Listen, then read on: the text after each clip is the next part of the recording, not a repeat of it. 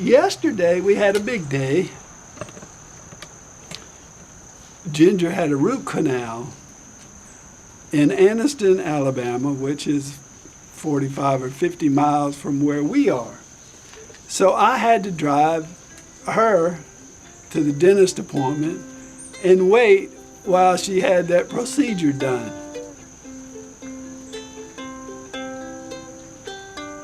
I don't know how things are these days, but way back in my day, back when I was a youth, root canal was like having your head removed. I mean, it was a big deal. It was awful. It was a root canal. So that's how we were looking at it.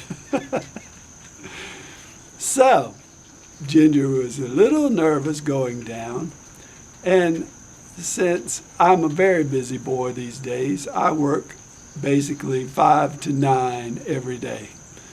7 days a week, 365 days a year. I'm a workaholic, and I'm very busy. Always doing something, have some plan going.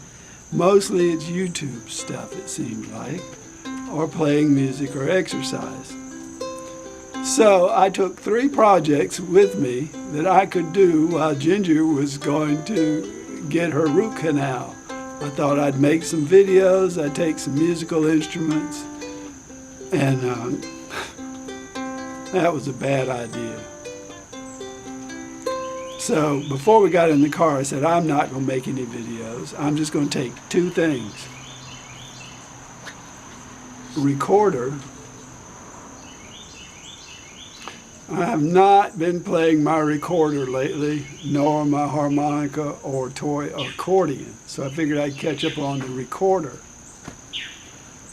And I took a book. So, when we got there, Ginger said it may be hours or it may not be so long. I don't know how long it'll be. So I just sat in the car. You can't go wait in the office anymore, and I wouldn't have anyhow.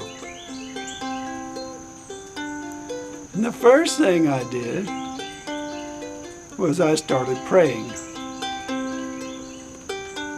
I was praying for Ginger because I had such awful thoughts of the words root canal. And I know that when they put you under, there's always a chance that you never come back. I mean, that's kind of the way I think about it. So I didn't know what they were going to do as far as putting her to sleep, giving her anesthetic. But anyway, I prayed, and I ended up praying 3 times over the course of the next hour and a half or so. And when I was praying for Ginger, I also prayed for my friend Mike in Minnesota, who is going to have some kind of medical procedure, I think, on his leg in early November. So if you are praying people, pray for Mike. Mike from Minnesota, who loves ukuleles and has a music keyboard and has been a friend of mine for some time. So, after I prayed, what did I do? Did I pick up the recorder and play? No. I picked up the book, Agatha Christie, The ABC Murders.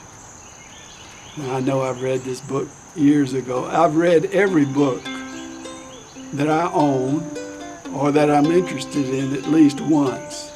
And most I've read many times. So I read, and I read, and I read.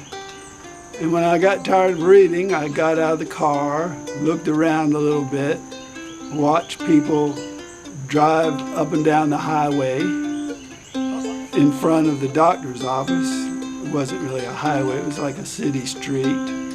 Busy coming and going on their little errands. So I read and I prayed. But mostly what I did was just relax. I have been so driven for some time doing music and YouTube that's what I did. I relaxed. And it was such a joy just to let your body settle down. Tell yourself, I don't have anything to do right now except read, relax, and pray.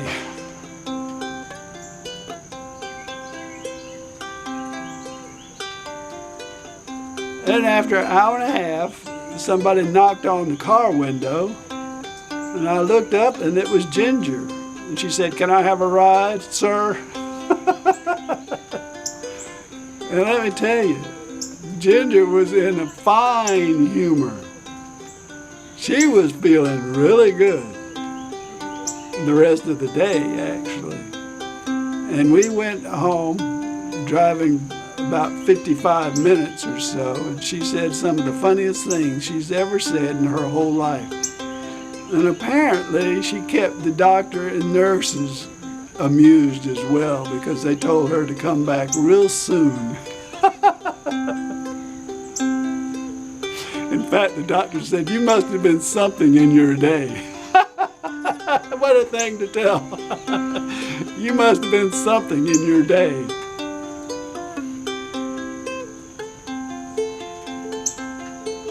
That's like the young person who called me grandpa today. As you get older, at least so far that I can tell, things aren't really much different when you're looking out at the world. It may only be different when the world is looking at you. But things look just the same to me as they did 30 or 40 years ago, except I'm a heck of a lot smarter now and on the ball than I was at 40, 30, 20, or 10. Ginger has not changed either, except in appearance. She's still the feisty wildcat she was when I met her. Almost 50 years ago now. So that's what I did. I took a much needed rest. Ginger got a root canal.